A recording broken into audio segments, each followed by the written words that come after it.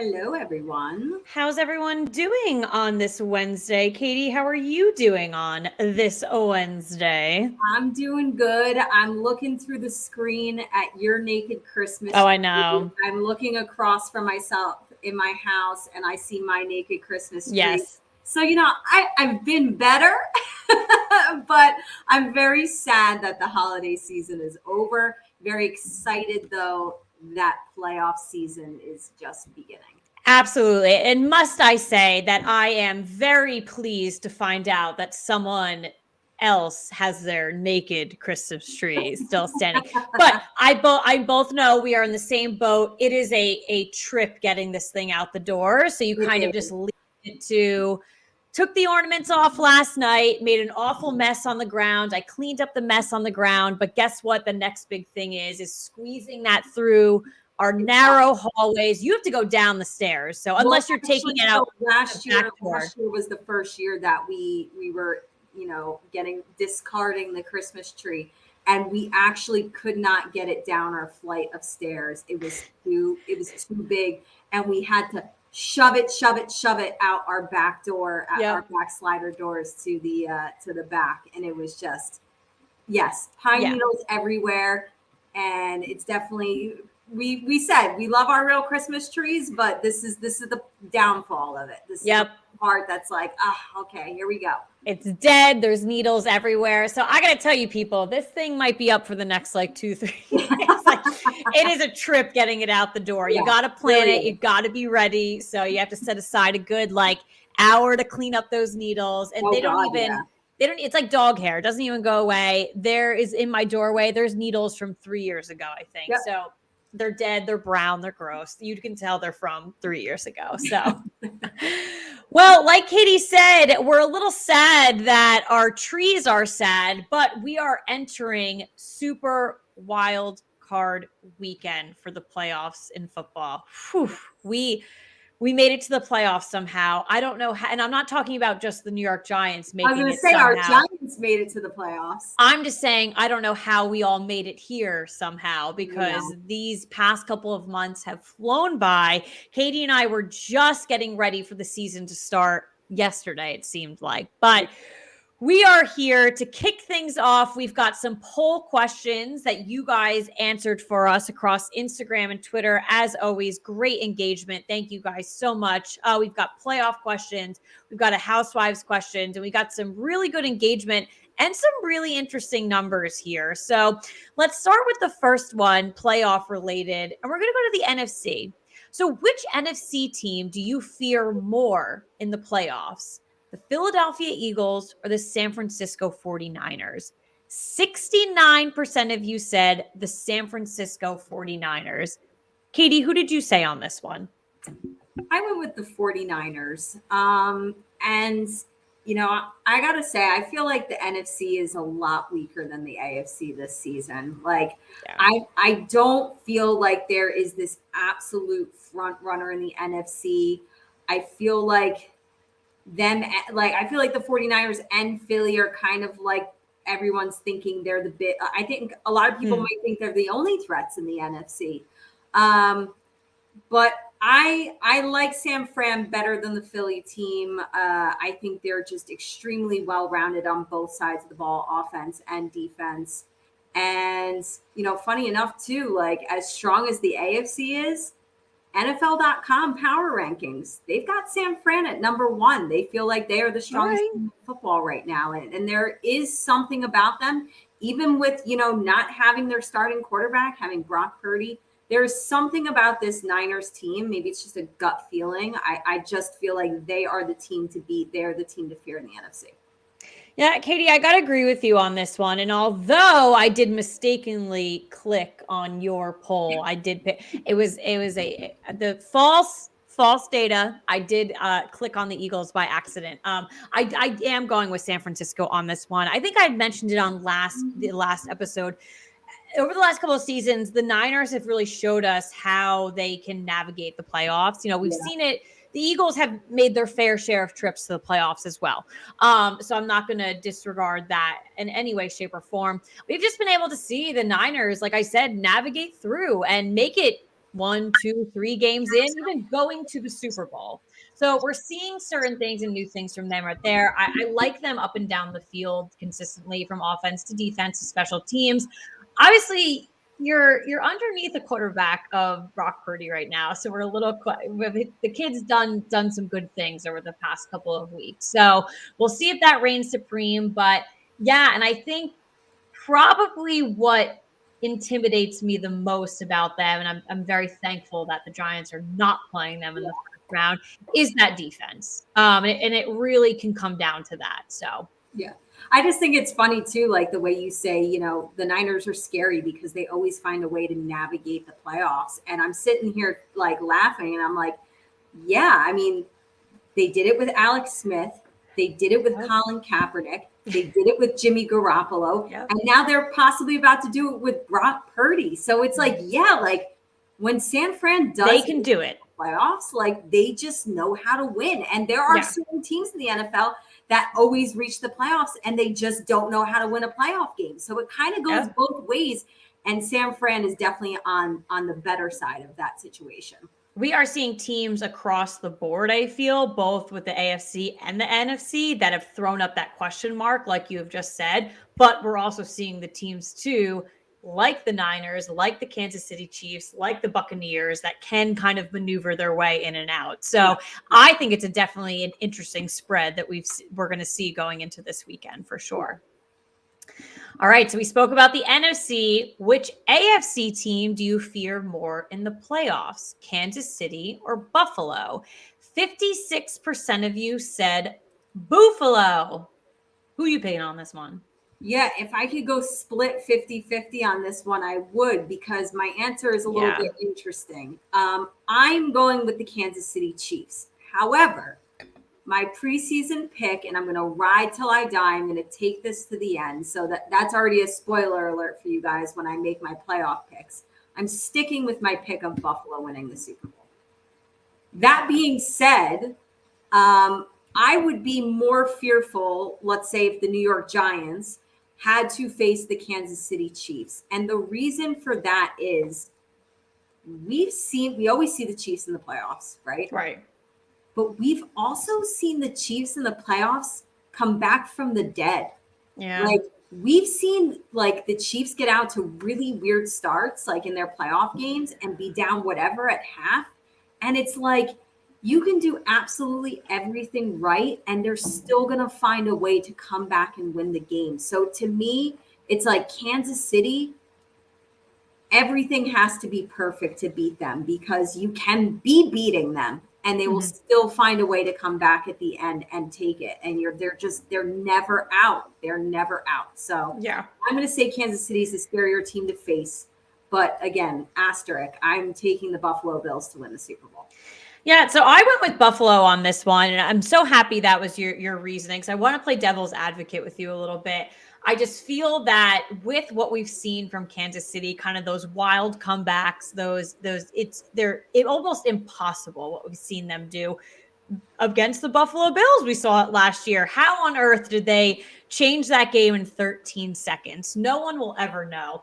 I think, though, when it comes to Kansas City with Patrick Mahomes and things going on, I think I'm going to call times up on these kind of wild scenarios of coming back. I've said this before, I think he makes some like irrational decisions sometimes when he's throwing it. We've seen those wild things. I don't know how much longer that can really last for them, and especially in these crunch time decisions. And this playoff slate and this, like I said before, this spread is very interesting across the board. And I'm not going to say something wild like it's anyone's game, it's anyone's Super Bowl, but I don't know. Stranger things have happened. So I'll just play devil's advocate on that one, that their time is up on kind of those wild and crazy things. So I'd like to see them up against, a really talented, Chargers team, and see what kind of can happen there. So, and on the line of that, my two teams are still in the mix. I brought the Chargers and the Niners to the Super Bowl, so we'll see what happens. Hey, so are mine, because I took Buffalo, Tampa Bay. Tampa Bay's still alive. Our picks are still there, so who knows what's going to happen. Who knows? I should have. Never count out Tom Brady. You never know. I swear to God, though, if the Super Bowl is the Chargers and the Niners, and I didn't put money on that 6 months ago, I'm going to, I don't even know, blow a casket, whatever that would be bad. Not going to be good. Not well. All right. So, Housewives, real quick here. Meredith Marks from Salt Lake City is trying to get Mary Crosby back to come to the franchise. Do you want to see her again? A little bit shocking here, but this goes out to our Twitter audience. They were very passionate about it and they turned it completely. 56% said yes. Katie, I think I know your answer because I think you agree with me 100% on this one. My answer is no, and I feel like maybe the people who said yes are possibly people that are fearing, and we're going to talk about her later, but I think people might fear the direction of how the show is going to go when there's no Jen Shaw there. Okay. She's so polarizing and she brings the most amount of drama. And I feel like maybe people are worried that the franchise is just going to get off track and it's just going to kind of, not be as good.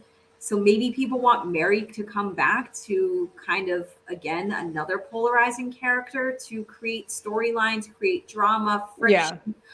I don't know. I can't imagine that the people that said yes is because they actually like her. Like, oh. Yeah, I question that as well. I'm going no. I'm going hard no. I can 100% live without ever seeing Mary on TV again. Hard no as well. I come across her on social media sometimes and it bothers me. Yeah. It's too much. All right. Well, those were our poll questions. Thank you guys. As always, we are live on Facebook, YouTube, and Twitter. So you can go ahead and engage with us throughout the show. If you have any more questions for us, we'd love to answer them. If your thoughts on anything throughout the show, we'd love to see what you've got going on.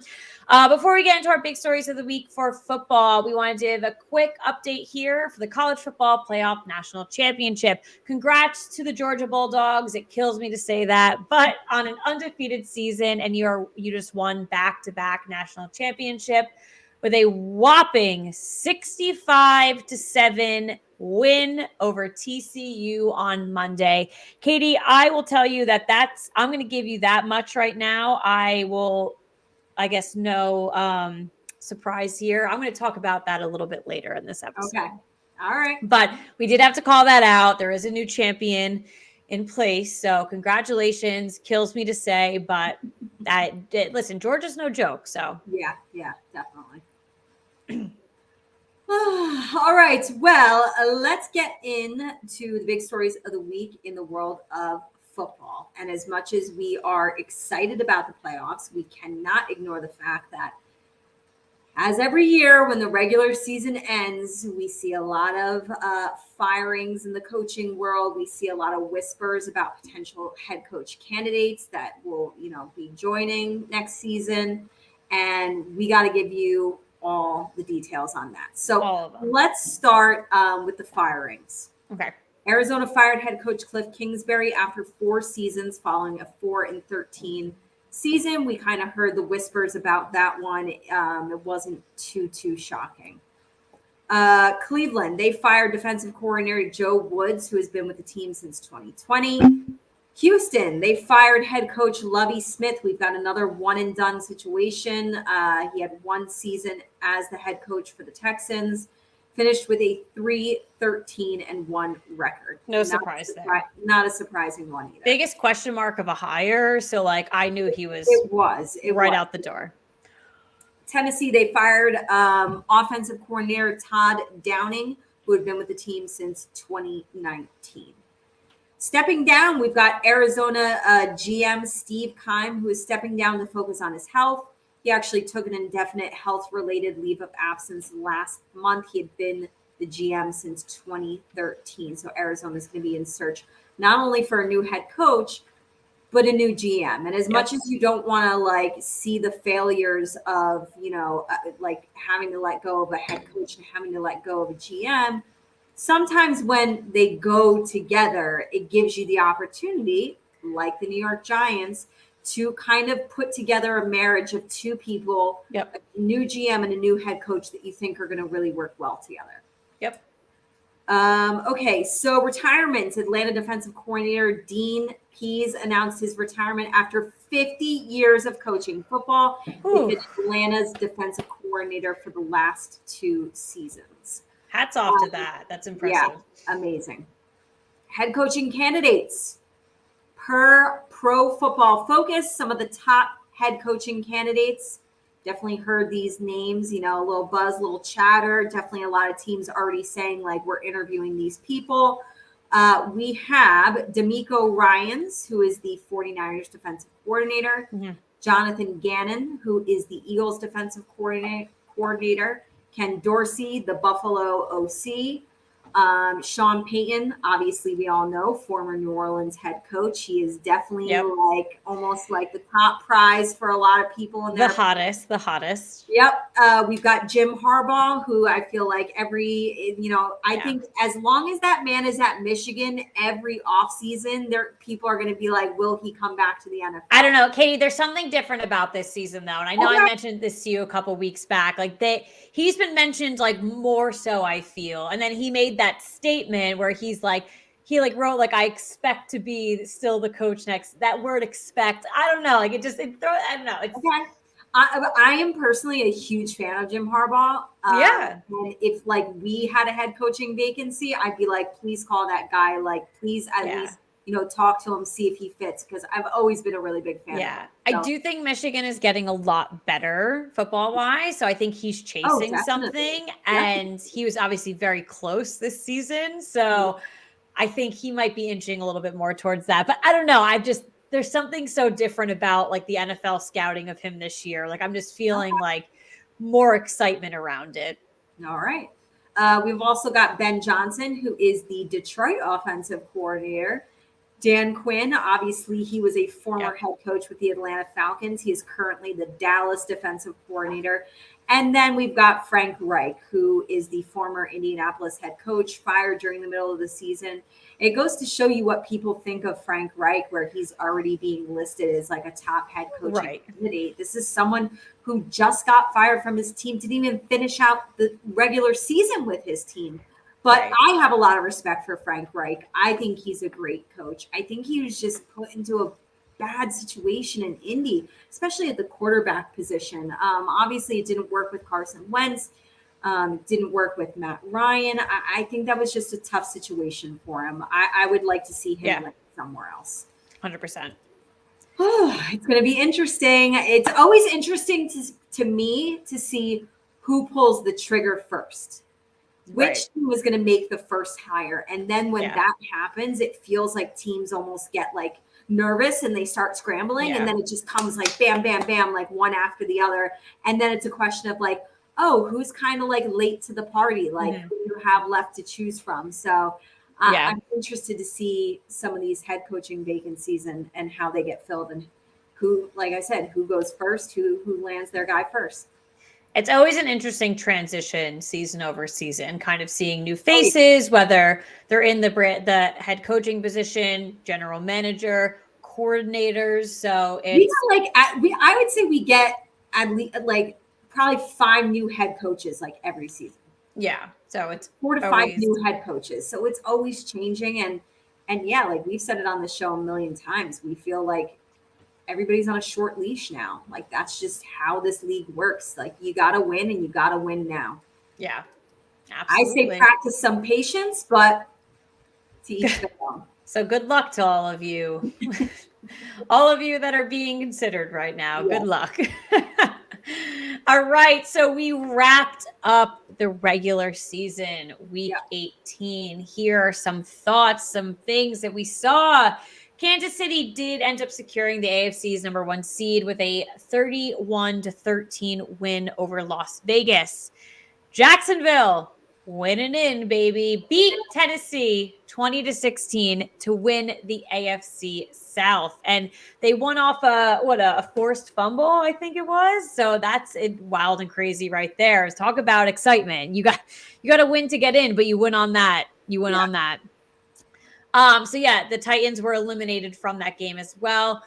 Talk about like hair standing up on the back of your back, Katie. Nyheim Hines returned 2 kicks for touchdowns, including one on the opening play with the Buffalo game. I got to tell you, like, that was in Buffalo. I was at my parents' house. I got to watch it with my family, and we were all just like looking around. And it was my like, husband and I saw it together, and we didn't say anything. We both just lifted up our arms next to each other, and we both had freaking goosebumps. I had that, and it just like all like looked around, and like I forget who had just eventually broke the silence, and it was just like you can't make no, it was something out of a movie script. That I actually think those were like my first words that I did get out, was like, that was just, it was just like written in the stars, like it was just meant to be like the whole like opening for them, like pregame was just like super emotional and like just amazing, like everything from announcing the players to talking about updates like from the hospital to, you know, the fact that they're FaceTiming before the game and they're getting super pumped up, to the national anthem, to like that whole pregame like was just like, we watched the entire thing and it was really amazing. And then you kick off and that's it. You play against the Pats. Sorry, Pats, but I think the nation we were all Buffalo fans. I gotta tell you, I think the Patriots no one really looked that sad on their sideline. I think they were kind of like, wow, like it was a special moment. It really was. And so obviously he did end up returning 2 kicks for touchdowns. I said if he does a third, number 3 across the board. It was unreal. Unreal, but really nice to see. And again, Buffalo did beat New England 35-23. So and then Houston, listen, they pulled it out to the end. It did not matter what was on the line, who was getting fired, anything like that. They pulled a 32-31 win over Indianapolis. And listen, it didn't give them much, but it gave the Chicago Bears the number 1 pick in the 2023 NFL draft. So I know Bears fans were like, nice. So here, and honestly, this works out great for Chicago. I mean, obviously, it always works out when you get the number 1 draft pick. But Chicago doesn't need a quarterback. They've got Justin Fields. No. They're going to rock with Justin Fields. So that's the good news for Houston, who sits at the 2nd pick. But the bad thing for Houston is there are going to be teams that are going to try to trade up with Chicago. Yep, 100%. And the fact that Chicago doesn't want or need a quarterback, if I'm Chicago, I'm giving up that top pick.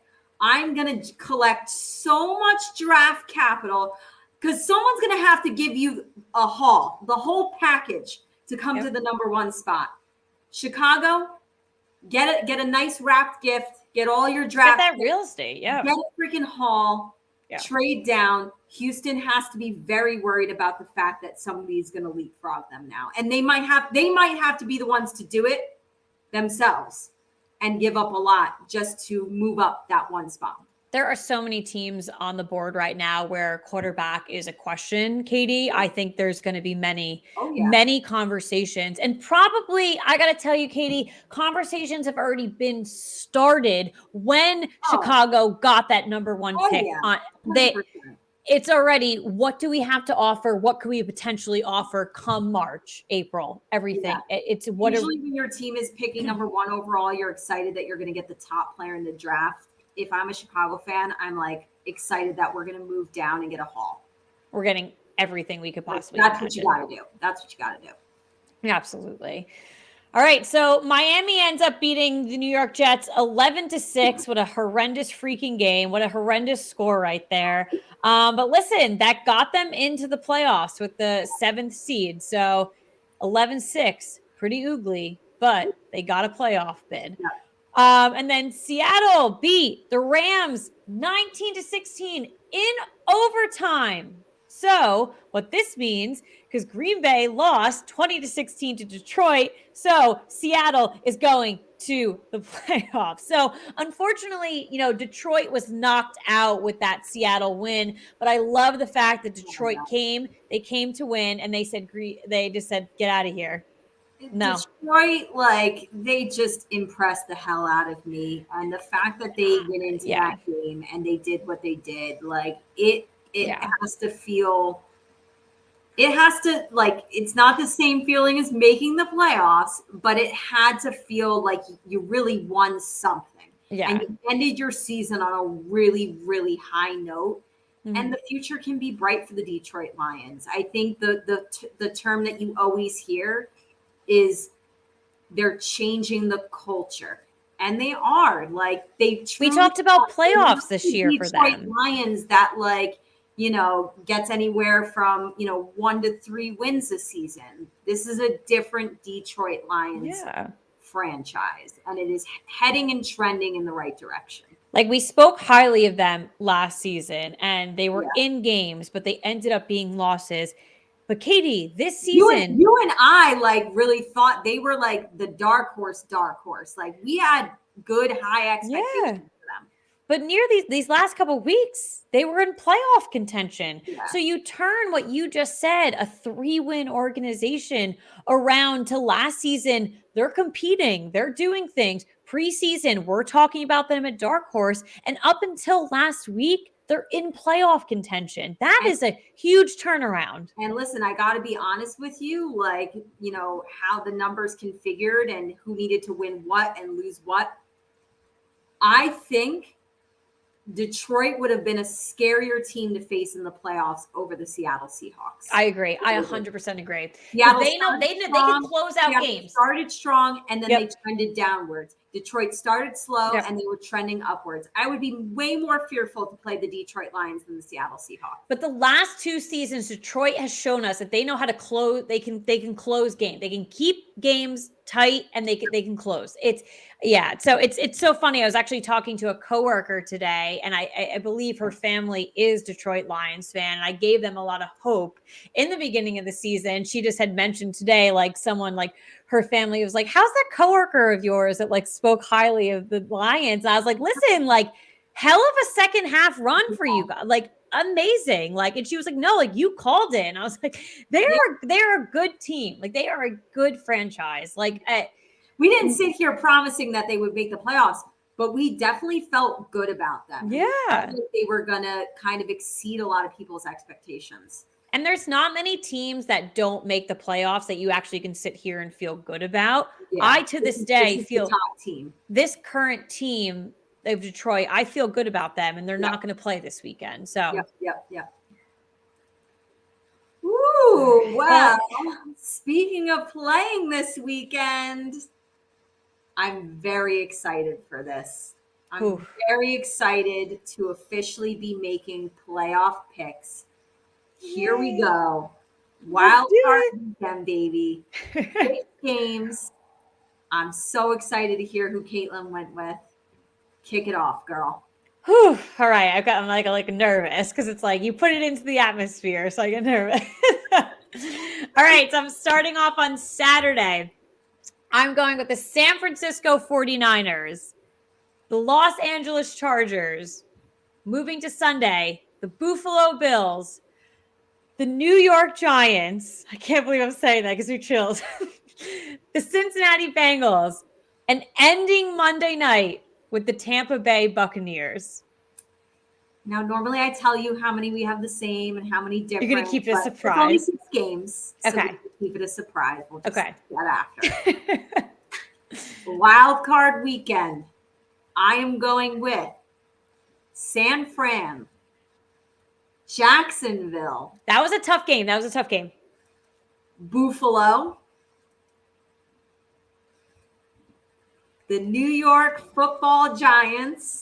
She's here, baby. She's with us. And I did not do that because I was worried that you were all going to hate me if I didn't. No, you don't. Truly, if you we've guys learned know that I'm going to give it to you straight. Yeah. Good, bad, ugly. I'm being straight. I'm so going excited. with the Giants. Cincinnati, and I'm going to end with Tampa Bay. All right. We had one different. Okay. It is, I got to tell you, it was a very interesting mix. Like, I'm really excited for this weekend. There were some of them that immediately I was like, no, I'm not even going to consider the other option. Like, I feel very strongly. Yeah. But I would say that was maybe like three of those games were like half of them I was like, I already know. And the other half was like, no, I really got to like think about this here. Yeah. No, that Chargers Jacksonville game, I got to tell you, I went back and forth a lot. I just feel good about that one. That is just such a strong gut feeling. And I'm not surprised you picked the Chargers. Like, that was kind of your squad from the get. So, but it's going to be a hard game. I think it's going to be a very close game. Yeah. Ooh, it's just I'm just so excited for this weekend. Like just let's go. Fast forward. Saturday. And believe me, people, stick around. We are breaking it down a lot more for our game. And honestly, like if you make pick predictions, if you make score predictions, we have that for you as well. We've got a lot on slate for our game, so stay with us. Absolutely. All right, so let's go into our big stories of the week for Housewives. We've got some quick ones for you, but they are big. They are. We finally have news in the Jen Shah trial. It is here, people. On Friday, Real Housewives of Salt Lake City star Jen Shah was sentenced to 6.5 years in prison for her role in a telemarketing scheme, despite prosecutors' suggested sentence of 10 years. She also agreed to forfeit $6.5 million and to pay $9.5 million in restitution. Where this money is coming from, I have no idea. She wouldn't be able to do it selling her fake designer bags and her fake designer clothing. Yeah. So So listen, it's coming soon. February 17th, she's starting sentencing. So they are not wasting any freaking time. But yeah, this was a one, Katie and I were there. We're Friday. We're monitoring everything. Refreshing the page that was given. I think it was CNN. They were giving all the literally minute by minute updates. Yeah. Refresh. It took 2 hours. I got to tell you, probably the quickest sentencing I've ever heard. And they gave her less time. Honestly, sometimes maybe with a quick sentencing, you're like, yeah, that person's definitely guilty. They're going away for life. That could be easy. She actually is ending up serving less time. So I'm shocked about the whole scenario. Yeah, I know I'm speaking for us both. We both felt like this was BS. We felt like it wasn't, it was too short amount of time. I think it should have been 10 years, like the prosecutor suggested. Yeah. The whole thing with and actually we've got to look into her assistant Stuart. I'm very interested in what's going to be happening with him. Yeah. But I have to imagine at this point that this is going to be, out of all the people that were involved in this scheme, I think this is going to be the longest prison sentence, because they did classify Jen as she was the person. She was the ringleader. I know they put people into tiers. She was tier 1. She was the person organizing all of this. So to me, if she got 6.5 years, I don't think we're going to see anything longer than that. But she did have a plea deal. So maybe other people didn't. I don't know. But 6.5 years for, I think when you read, if anybody read testaments or saw anything like that from some of her victims, and what they had to say about what she took from them, I think that's when it puts it into, for me, that's when it really hit home of this is truly an evil person. Right. And 6.5 years is not long enough. Well, she scammed elderly people. I can't stand, it's just, it's basically people who were already struggling and didn't have much. And then she really took everything that they had. Yeah, I just can't. And they'll never get it back. And they'll just you can't, when something like that happens to you, it changes the entire trajectory of your life. Because you're forcing her now to pay $9.5 million. Listen, judge, I gotta let you know, Jen Shah does not have $9.5 million. So I don't know who is giving these people? No one. So I agree with you. It's awful. Yeah. Absolutely awful. All right, coming out of Beverly Hills this past week, Lisa Rinna has announced that after 8 seasons, she will not be returning to the franchise. The decision was made as her contract expired at the end of last season. Andy Cohen has opened up about her departure, saying he hopes this is just a pause for her and that she'll eventually return. I call bullshit on that one. I think that she was definitely fired, in my opinion. She I sucked also these read last couple. articles that they split, Bravo and her split amicably. We brought this up on the show before, that she wanted to be like the highest paid housewife. And so No. also read articles this week after the news was announced that she wanted like a $2 million contract. Bravo wasn't going to do it. And Right. that's kind of what led to this ultimate decision. Yeah, I don't know. She sucks. I'm so happy she's gone. Maybe I'll be back on Beverly Hills. I don't know. We'll see. All right. So last week we did discuss Real Housewives Ultimate Girls Trip Season 4. So we have a confirmed cast for you guys now. It is going to be taking place and a confirmed filming location. Morocco. That's where we're going. So we have Orange County's Vicky Gunvalson and Gretchen Rossi, Beverly Hills, Brandy Glanville, so she's coming back, and also Camille Grammer, Atlanta's Phaedra Parks and Eva Marcel, and New York's Alex McCord is coming. Everyone was very surprised about that. And we have Caroline Manzo from New Jersey. Yeah. I think the funniest thing that I've seen from this announcement, and I sent it to you, Katie, was they had all their things next to them. So the diamond, the apple, the emojis, the peach, whatever. And that's what they're all known for. They're always holding things. New Jersey has never had that, actually. And so they put a plate of pasta emoji next to Caroline Manzo. And I got to tell you, funniest thing I've seen, everyone else was loving it too. And people were commenting on the post like, finally, New Jersey has something to hold in their. They should open up next season with that. Everybody holding a plate of pasta. I gotta tell you, I like that's what stood out to me. Not like the names on the list, like the fact that she. No, listen, it was funny. But what stood out to me was, number one, all of these names were all of the names that we had reported last week that we heard in the grapevine. Except for Alex McCord. And I genuinely would have never, like, you know how they're talking about like, oh, you're recycling women. Like, well, yeah, because I think, and I said it last week, I'm like, there are people that I just think either one, you're never going to see them back because they got booted from the show because they weren't entertaining and they weren't good. Or number two, there are just people, you know, probably like a Bethany that like, you just know, like they're not coming back. Yeah. I think Alex McCord fell into that group of, not that she wasn't entertaining. She was on the franchise for a long time. I'm not saying people loved her, but she was entertaining. She was weird. Like she was very different. Her and her husband are weird as shit. Yeah. But she, like, I felt like she made for good television. I felt like she fell into the category of people who were just, off living a very different life. She lives in Australia now. Like I forget what she's doing, but I was just like, I don't see this person ever getting involved with Housewives again on any kind of level, but she's out of left field. And I'm only thinking of this now, but like, imagine like, because we went to BravoCon and now you're getting all the women from Ultimate Girls Trip. Like, even if they're not on a franchise right now, if they were on Ultimate Girls Trip, a lot of them were at BravoCon. Yep. I'm going to see Alex McCord at BravoCon? Like, could you imagine?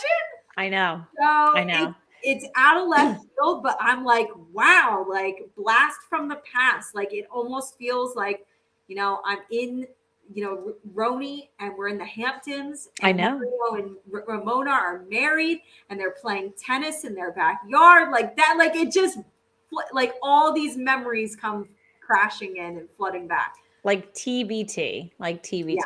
Yes. So we'll definitely see for sure. Crazy. All right. And then back to Beverly Hills on Monday, after just one season, Diana Jenkins announced that she will not be returning to the franchise. She recently announced that she was pregnant and said she would not be able to devote herself fully to filming, amid her pregnancy. She's 49 years old and she admits that it will be a high-risk pregnancy, and she's on bed rest by her doctor. So definitely that checks out. Makes sense. Like it would never work. So yeah. And then quickly too, we don't have many details, but I am friggin' shook about this one. Maybe I will. Oh, it happened like earlier today. Hold on, I want to get his name real quick. So Shannon Baddour from Orange County and her boyfriend John Jansen have broken up after 3.5 years. Katie, I sent this to you. I know you're not very familiar with their relationship, but I am. I am shocked. This is like you see a housewife like break up with someone and you're like, yeah, whatever. Like, no, like I'm blown away on this one. And apparently she was blindsided. It happened in November. We don't have too many details right now, so I'm going to read up on it. I didn't see that part, that it happened in November. So are we going to see potentially like...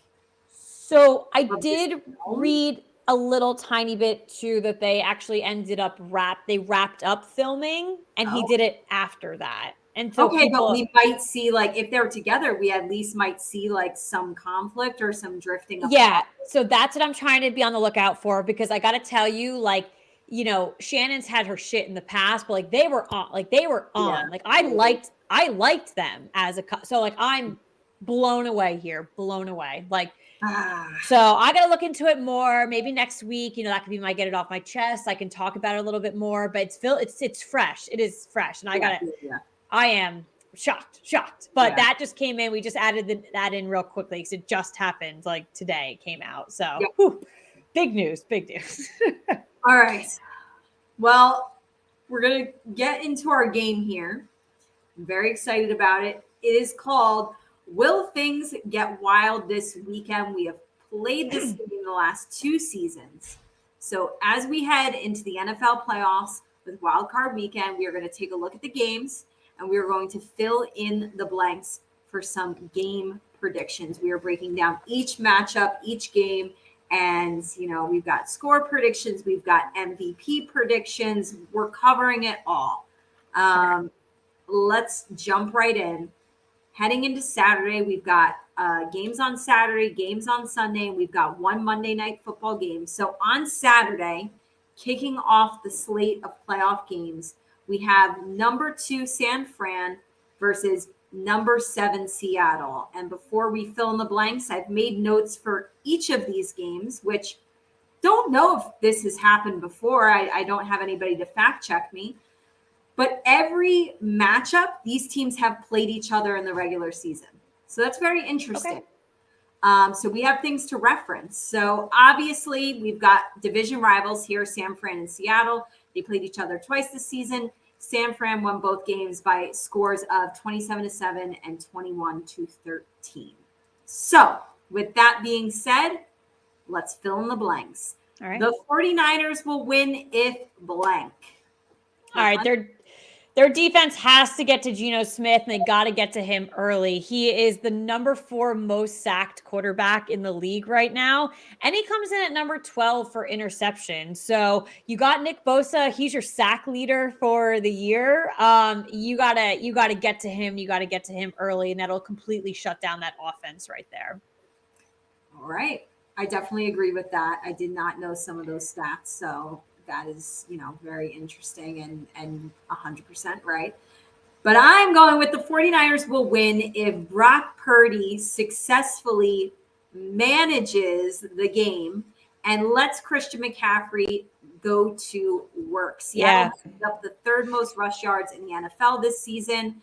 And I want to definitely say that by successfully manages, obviously I mean game manage, but I more so mean too, like, you don't have to put up like crazy stats. I think the most important thing for Brock Purdy is going to be don't make any glaring mistakes. Don't have any turnovers. Play a clean game. It doesn't have to be a sexy game. Just play a clean game manager game. All right. The Seahawks will win if blank. Well, it kind of goes with what you said for the Niners. I think they got to make use with the run space here with Kenneth Walker, and Geno Smith has to find that space too. He's shown some legs this season, so that's what I need to see some run game here from Seattle to get some points on the board. I'm right there with you, girl. The Seahawks will win if Kenneth Walker has himself a day. Yep. Seattle is 9-3 when they've rushed for more than 75 yards in a game, but they're 0-5 when they are held under that. Kenneth Walker has to go off. All right. The quarterback with the most passing yards will be blank. This just comes down to veteran status and kind of the weapons around him. I'm going to go with Geno Smith on this one. Geno Smith, he's averaging 100 more passing yards per game over Purdy. The running back with the most rushing yards will be blank.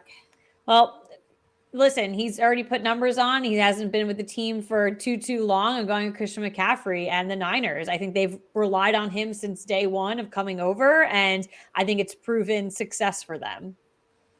So I'm almost with you, but not with you. So I'm going with Kenneth Walker. And the reason I'm going with Kenneth Walker is more so because I think Christian McCaffrey is going to have a big day, but I think his yardage is going to be that combo of rush / pass yards. True. Or not receiving yards. Right. So he always has monster games, but like when you actually look at the box score and break it down, like sometimes like he might only have like 40 or 50 rush yards, but then he's also got 50 receiving yards. So it's like he has 100+ yardage games, but just specifically rush yards, I'm going to go with Kenneth Walker. He's rushed for 100+ yards in his last 3 games. The wide receiver with the most receiving yards will be blank. You know, similar to my quarterback pick, I'm going with Seattle here. I'm going to go with Tyler Lockett on this one. Okay. Actually, I should have phrased this differently and not just given it up to wide receivers.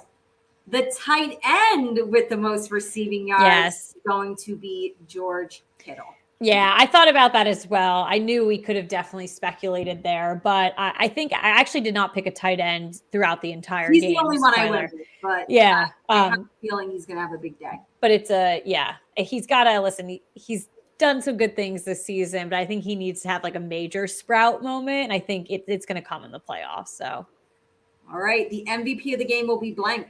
Oh, I talked about defense for the Niners, and I talked about our sack leader. So I'm going to go with Nick Bosa on this one. I almost went with Nick Bosa, but I'm going to go with my gut feeling on a big day for George Kittle. He's all right. The final score of the game will be blank. I'm going 27-13 San Francisco. 27-16. Oh, so close. And I have a couple fun facts for my scores, but my fun fact for this one is that San Fran defense, it's worth noting, they have allowed the least amount of points scored per game in the NFL. So I've got them allowing Seattle to get 16. You have 13. Yep. That would definitely be a great defensive effort. All right. Number 4, Jacksonville versus number 5, Los Angeles Chargers. These two teams played each other in week 3 way back in the day. Jacksonville won 38-10. Wow. So, that being said, the Jaguars will win if blank. Well, this goes right back to that 38-10 win back early in the season. Katie, it's got to be consistency here. And it's not up, it's everything. It's up and down the field, but also in their entire play throughout the game. Jacksonville has been that weird up and down wonky team all season. People are shocked that they made the playoffs. So prove it to us. You need to be consistent and you need to show us that you're on every point on this game. So I know it's kind of vague, but with a team that's been definitely the biggest question mark, maybe next to Tampa Bay in this playoff, you got to show us something. So I'm going to reference their week 3 game as well. And I'm going to say the Jaguars will win if Travis Etienne runs all over the Chargers. Mm-hmm. So in their week 3 game, Jacksonville rushed for 151 yards and the Chargers run defense has actually only gotten worse since then. And this fact is going to blow your mind. They have given up an average of 5.4 yards per carry this year, which is the worst for any team since 1959. Wow. If the Jaguars... Where the hell did you dig that up? I think that was from one of my friends over at CBS Sports. I like to read the opinions of John Breach and Pete Prisco. I believe it was one of them that done that artifact for me. Yeah.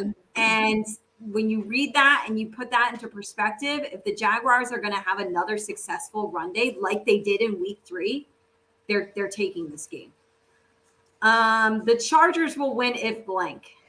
I think the Chargers need to keep the ball in the air and down the field, and they need to avoid. Jacksonville has actually some good defense tackle wise. They have some of their players have the highest tackle rates this season, so they got to get it downfield. And if you're going to get tackled, get it. They're already in the red zone at this point, so they got to keep it in the air and they got to do long passes. Yeah, I'm with you. So the Chargers will win if Justin Herbert throws for 350 or more yards. Yeah. It's a lot. Now, despite being second in passing yards in the league, Justin Herbert, he's only done that once this season, but he's constantly having 300 plus, games. But I think it's got to be a 350 plus. And Jacksonville has let up the 5th most passing yards this year. So it's possible that he can do it. Yeah. And if the Chargers are going to win, I did say it's going to be through the air. Yep.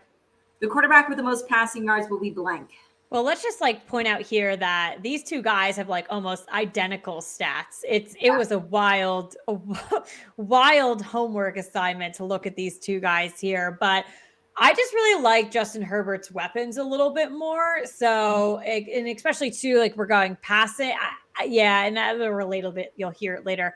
I'm going to go Justin Herbert on this one. And I just said it has to be up in the air. We got to do a bunch of stuff. So yeah. Well, I'm going Justin Herbert, and that goes with my previous 2 answers in saying that he has to have a big day for the Chargers to potentially find success and win. And then it also goes hand in hand with me saying that I think the Jaguars will win if it's the run game. So not necessarily Trevor Lawrence, but the run game. Okay, so the running back with the most rushing yards will be blank. Well, I agree with you on how they'll win. Travis Etienne is doing a stellar job, and I think he'll be on the ground a lot this game and putting up the numbers. So Travis Etienne, but I also want to point out, because obviously the Chargers have a fantastic running back in Austin Eckler, but right. I noted that just like Christian McCaffrey, I think Eckler's yardage is usually split between rushes and catches. So you're going to see a good game from him too. But that's good for Justin Herbert. So to get more you're points. going to see a great game from Eckler as well, but it's going to be Travis Etienne. Yeah. All right. The wide receiver with the most receiving yards will be blank. All right, so I'm going to go with Keenan Allen on this one. So I would love to point out that, Christian Kirk on, the Jags has, over 1,000 yards receiving, doing really, really well. Keenan Allen's a little bit lower on the spectrum there, but I think that, again, Justin Herbert's going to have a big game. And Keenan Allen, 2 of the last 3 games, he's been over 100 receiving yards. So I think we're going to see some big things from him coming into this first playoff game here. Yeah, it's going to be Keenan Allen, more specifically because Mike Williams is hurt. I don't know if he's going to play in the game. If he does, he's not going to be 100% healthy. It's going to have to be Keenan Allen is going to have to be the man. All right, the MVP of the game will be blank. I'm going to go with Justin Herbert on this one. All right. I mean, I took Jacksonville to win, and I know I've been saying it's got to be the run game. I just don't think necessarily anybody's going to do anything so outlandish over the rest of the team. So I think it's just going to be the fact that a young quarterback like Trevor Lawrence with his new head coach is going to lead the Jaguar. First off, back to the playoffs and then lead them to a win. Right. I think that's going to be huge for Trevor Lawrence. And I'm going to call him the MVP of the game. All right. The final score of the game will be blank. I'm going 24-20 Chargers. I'm going 31-24 Jacksonville. Okay. I think this is one of my I think that might. Oh, no, I have a closer game, I think. Okay. But yeah. All right. Spoiler alert. Let's go into our Sunday games. We are starting with number 2 Buffalo versus number 7 Miami. Obviously, these are division rivals. They've played each other twice this season and split those games 1-1. Miami won in week 3. Both close games, by the way. Miami won in week 3, 21-19, and Buffalo won in week 15, 32-29. So the Bills will win if blank. No interceptions. Josh Allen throws no interceptions, and they keep it to a minimum of 1 sack on him. Okay. You're going to laugh, but Is it the same thing? The Bills will win if Skylar Thompson starts at quarterback for Miami.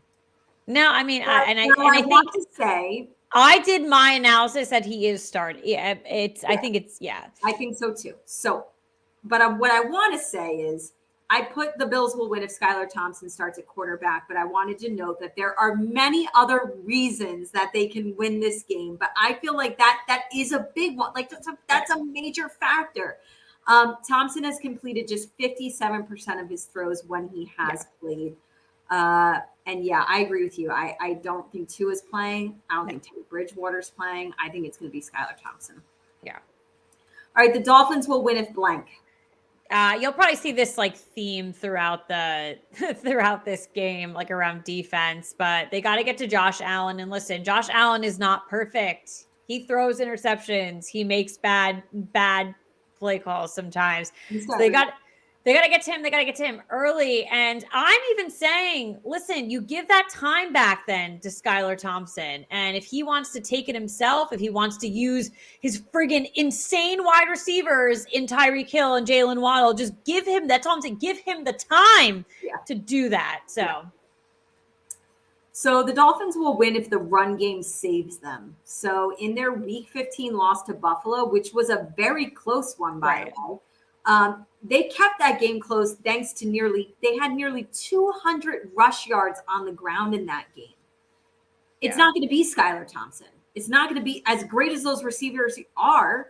It's not going to be those wide receivers. Yeah. They're going to have a phenomenal run day. It's got to be the run game. All right, the quarterback with the most passing yards will be blank. Josh Allen. The running back with the most rushing yards will be blank.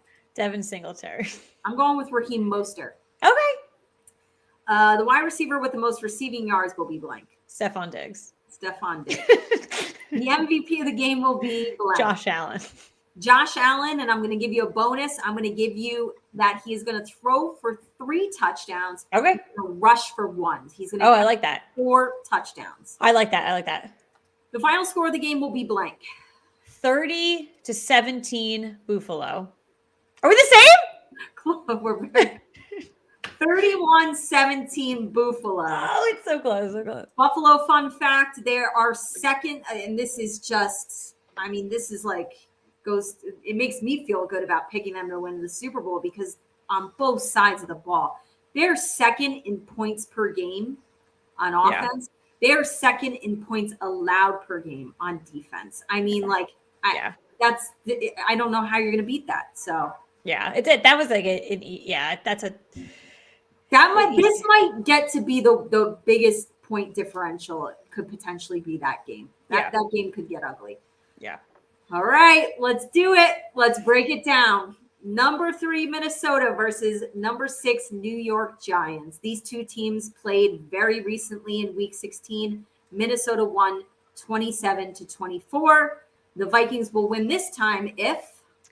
All right, they Daniel Jones cannot run the ball, so they got to stop his little legs or his big long legs running up and down the field.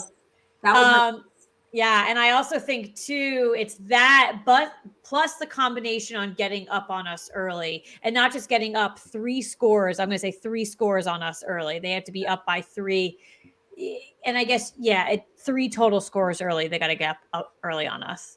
All right. The Vikings will win if the combo of Kirk Cousins to Justin Jefferson goes off. So I'm going to say that Kirk is going to need 300 plus passing yards and 130 plus receiving yards from Jefferson will definitely, I think, will do it. It would do it. And fun fact, by the way, I think Kirk Cousins threw for like 299 yards when we played them in Week 16. Yeah. And I think Justin Jefferson had like 135. So we'll see. We'll figure it out. The Giants will win if blank. Well, I don't think it's going to happen because I think that the defense, they have to go 3 picks and one of them will be a pick 6. And Kirk Cousins already 14 interceptions on the season. So he is pickable. That is the one big blaring thing. He is pickable and we got to do it. So 3 picks, one of them turns into a pick 6. And I think we're in a really good spot here. So we saw how it was in Indianapolis. Landon Collins turned that one into a pick 6. And it really, when that defense does that, especially a really talented defense like the New York Giants, it just brings that momentum that I don't think any opposing team wants to see. Yeah. Well, I'm pretty much with you. I said the Giants will win if they force a turnover or turnovers. I think it could just be one, honestly. And I think it could be a pick six. So they got beat. Obviously the Giants got beat in week 16, but that was only on a last second game winning 61-yard field goal. They obviously kept the game very tight, yet they forced 0 turnovers in that loss. Get 1 to 2 in this one, and I think they're going to surpass Minnesota. Absolutely. The quarterback with the most passing yards will be blank. Just because of the weapon with Justin Jefferson, I'm going to go with Kirk Cousins here. Well, I think also just because Kirk Cousins definitely airs it out more than Daniel Jones does. Right. That obviously has to do with Daniel Jones incorporating his run game. I'm going Kirk Cousins. The running back with the most rushing yards will be blank. Going to Saquon Barkley here. He's thirsty for a playoff win, and I think the Giants are really going to use him to his full capacity on Sunday. Saquon Barkley, I agree. The wide receiver with the most receiving yards will be blank. Justin Jefferson. The MVP of the game will be blank. I'm going defense. I'm going Giants. I'm going Dexter Lawrence here. Get him down to the ground, sexy. Let's go. And he was just named to the All-Pro team today. So. Oh, my God. I didn't know that came out. Oh, my God. It's so exciting. Okay. Love you, sexy. I got to look after this. Yeah. All right. The MVP of the game will be Saquon Barkley. He had 133 total yards of offense and a touchdown in that Week 16 game against Minnesota. And Let's like how he phrased it. Saquon Barkley is hungry for a playoff win. Yep. He is one of the lone veteran presence on this Giants team. He's ready. The captain. He's the leader of this team, along with Daniel Jones, obviously, and some others. But this is Saquon, and this is his time to shine, and it's got to be a big game from him. It has to be. He's ready. The final score of the game will be blank.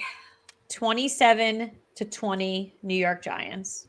We get so close. I keep waiting for you to fully finish it and it be the same.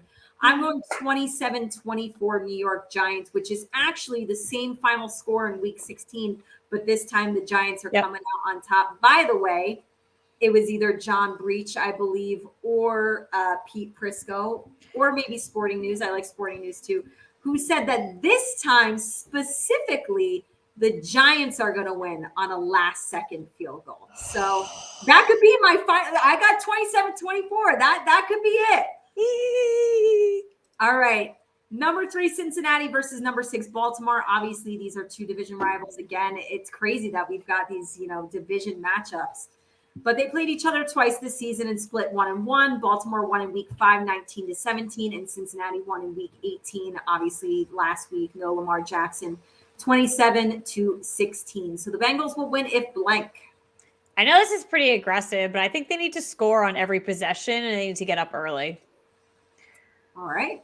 The Bengals will win if Lamar Jackson doesn't play and Joe Burrow throws for 220 plus passing yards.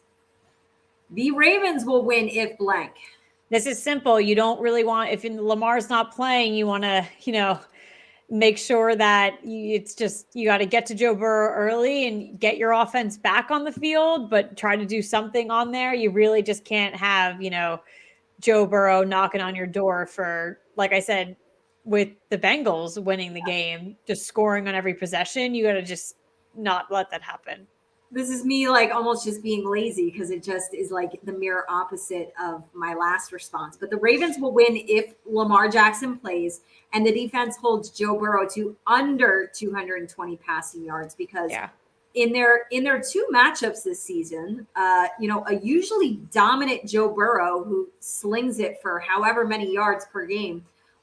He had only 215 and 217 passing yards in those 2 games. I think if they can hold him to numbers like that and Lamar plays, they have a chance. Yeah. The quarterback with the most passing yards will be blank. Joe Burrow. Yeah, well, I don't think they hold him to under 220. I'm going Joe Burrow. Yeah. The running back with the most rushing yards will be blank. I'm pretty high on the Bengals on this one, so Joe Mixon. The wide receiver with the most receiving yards will be blank. Jamar Chase. The MVP of the game will be blank. Jamar Chase, I think. Okay. This is my only defensive pick. Oh, okay. I'm going to go with Trey Hendrickson. Oh, I love that. So I'm going to say that the Pro Bowl defensive end will, in fact, face Baltimore backup quarterback Tyler Huntley, who is also not 100% healthy. He did not play in week 18. He was banged up. And he is going to get after him all game long. He's going to make it very difficult for that offense to do anything, really. Love it. I love that we have 3 defensive picks for MVP. Got to give defensive love. I was very close to taking Nick Bosa, and I love that pick. I think he's going to have a monster game. The final score of the game will be blank. This might be my biggest differentiator. Decent size one. I'm going 30-13 Cincinnati. We're very close. I've got 27-14 Cincinnati. Oh my God, we're very close on our scores. My fun fact, or not so fun fact, is that Baltimore is averaging just 12 points per game without Lamar these past. Oh yeah, that's they're just not putting up points. It could be ugly without Lamar. That's a really good stat to pull out. Yeah, it's eye-opening. Yeah, that one I got on my own. I was like, let me see this. Oh yeah, stop, and I was like, oh shit. Yeah. All right, Monday night we have got number 4 Tampa Bay Buccaneers versus number 5 Dallas. These two teams played all the way back. Who could even remember this far back? In week 1, and Tampa Bay, in an ugly game, won 19-3. So this time around, the Buccaneers will win if blank. All right, pull out your stat sheets, people. Oh, I got stats ready, girl. No, it's not really stat. I just write it down. That's all I'm really saying. The Buccaneers need 2 interceptions and 4 sacks on Dak Prescott. Dak Prescott leads the league now in interceptions, which is so horribly bad because he missed how many weeks with an injury. And you think Kirk Cousins is pickable? Dak Prescott is the most pickable quarterback right now, but you got to get to him too by making big plays, by getting those sacks on him as well. So that's 6 big defensive plays right there, 2 interceptions, 4 sacks on the game. I'm with you, and I also have the actual stats to back up what show us. I'm saying. The Buccaneers will win if the defense gets 1 to 2 turnovers, specifically off of Dak Prescott. Since week 12, Dak has thrown 11 interceptions, which is more than any other quarterback in that span. He's also tied for an NFL league-leading 15 interceptions on the season, even though he missed 5 regular season games. Ouch, that's rough. And by the way, it's all been happening recently, right? Which not is so much at the beginning of the season. I think I texted you the stat this past Sunday. I believe it's 7 games straight now where he's thrown a pick. So it's bad, and it's specifically been after that injury, you know what I mean? On his hand, on his finger, and it's showing. He's just not playing great football. All right. The Cowboys will win if blank. Well, I think this is my theme of this game. I think it's going to be a defensive game. I really do think it is. 2 interceptions, 1 pick six, and 3 sacks on Tom Brady, because that is what you need to do to get to him mentally. He's had a really mentally tough season. You've seen it. He's frustrated with his offensive line. He's frustrated on the sidelines. You can see it. So if you get to him, and these are just 3 things right here. So it's 2 things technically. So there's 2 interceptions. One of them is a pick 6 and 3 sacks on Tom Brady. And if you get that done in the first half, you're smooth sailing, I think, for the second half. We're very on par with each other tonight in this game. I'm saying the Cowboys will win if they let their defense do the dirty work. I said this has not been an explosive Tom Brady offense this season. And Dallas, actually, I did not know this. So kudos to Dallas's defense. They're second in turnover differential, and they're first in takeaways. So they are very capable of causing turnovers. And, yes, if they're going to win, it's going to be through the defense. I 100% agree. The quarterback with the most passing yards will be blank. Tom Brady. The running back with the most rushing yards will be blank. Tony Pollard. The wide receiver with the most receiving yards will be blank. This one was a little difficult, but I think I'm going to go with the quarterback I picked. So I'm going to go with Mike Evans on this one. Mike Evans. Yeah. And the MVP of the game will be blank. It's going to be Tom Brady because it's friggin' everyone, it's oh my God, Tom Brady. Like there's literally no, like, they will not give it to anyone else. Like, I hope you picked someone else, Katie, but they're not going to give it to anyone else. So I'm going to go with Mike Evans. I'm going to say it's going to be a Mike Evans day. We live in a world where someone would be scared to give it to someone else, and Tom Brady. I'm just letting you know. That. I couldn't even pick someone else. I was scared. I agree with you that this is going to be a defensive battle. This is definitely my lowest scoring game. But Same. What is your final score of this matchup? 13-10 Tampa Bay. I have 17-14 Tampa Bay. Low. Well, we are very on par with one another. And I'm very excited to pull up. Like, I am like, after this weekend, I'm going to pull up these receipts and be like, oh, was I right? Like we hardcore dissected these games, and I couldn't be more excited for this weekend. Yeah. Katie, I'm pumped. And you know what? The funniest thing is that I love that we were pretty on par. We had our differences. That's great. I got to tell you, we're going to get to Saturday through Monday. We're going to see a completely different slate from what we just said. We're both right with the New York Giants winning. That, I hope, is correct. Let's hope so on that one, because it's been a long time coming and I'm ready for it. So, Yep. Well, with that being said, it is that time of the episode where we get it off our chest. Positive, negative, football, housewives, wine, life. Honestly, Katie, I had something, but that game was great. We gave you guys a lot of detail. I think I'm just kicking mine to the New York Giants and sending them all my love. I was about to do the same thing as well. You know, it has been a very long time since we've seen them in a playoff game. And I think win or lose, obviously it sucks to lose, win or lose, and I've said this a million times this season on our show, they've so exceeded any of the expectations that any of us had for them.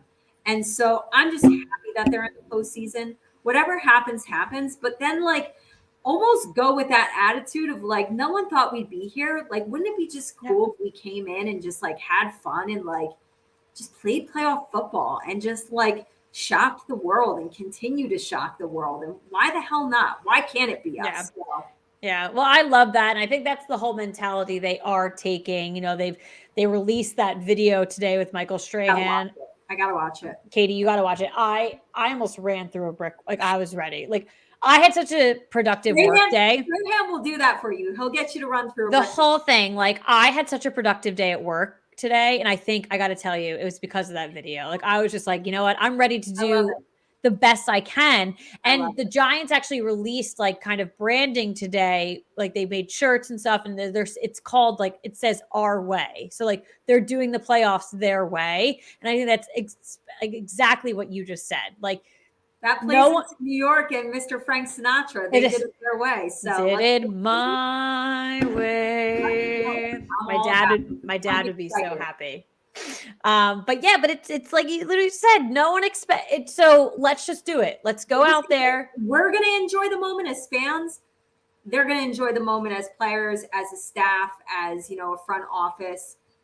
None of us are taking this moment for granted. We know how difficult it is to get to the postseason, and we've seen how long it's taken, and just so ecstatic that they're even, like, you look at that image of the playoff picture and to see their name there and to see the logo there. Let's do it. Like, I'm already ecstatic. So yeah, I mean, I love it. And, you know, we are excited as fans, but you mentioning, like, the excitement of the players, that's been something that I've loved this whole season. Just seeing their genuine excitement with each other, with the coaching staff. Dable, and the excitement from Dable. Like, the way they look at each other, the way they look at the play. I love it. Like, it's awesome. And again, it doesn't matter what happens on Sunday, because so far it's been great. It's been great. Yep. It really has. All right. Well, with that being said, let's close out this show. Let's get to the weekend already. But we do have Real Housewives of Salt Lake City. That was on tonight. It is on right now. It started at 8:00. Catch that on demand, because we know you're hanging out with us. Real Housewives of Potomac, that is on Sunday at 8:00 as well. Wild card weekend. Saturday games, obviously, we gave you the breakdown in our game, but we have the times for you. The Saturday game, Seattle at San Fran at 4:30, the Chargers at Jacksonville at 8:15. Sunday games, we've got Miami at Buffalo at 1 o'clock, the Giants at the Vikings at 4:30, Baltimore at Cincinnati at 8:15. Monday Night Football game, we've got the Dallas Cowboys at the Tampa Bay Buccaneers at 8:15. Happy playoff football, everybody. We hope our picks, we hope our scores, maybe they'll be helpful to you. Maybe they'll win you some money. If it doesn't, don't come for us. I know. Go New York Giants. Go Yes. Big Blue. We'll see you next week. I'm nervous for what we're going to report next week, but we're here and we're going to do it. And we're going to catch you next Wednesday, win or lose. It could be anything. We could be reporting on anything. But thank you guys, Yes. as always, and we will see you next Wednesday. Bye.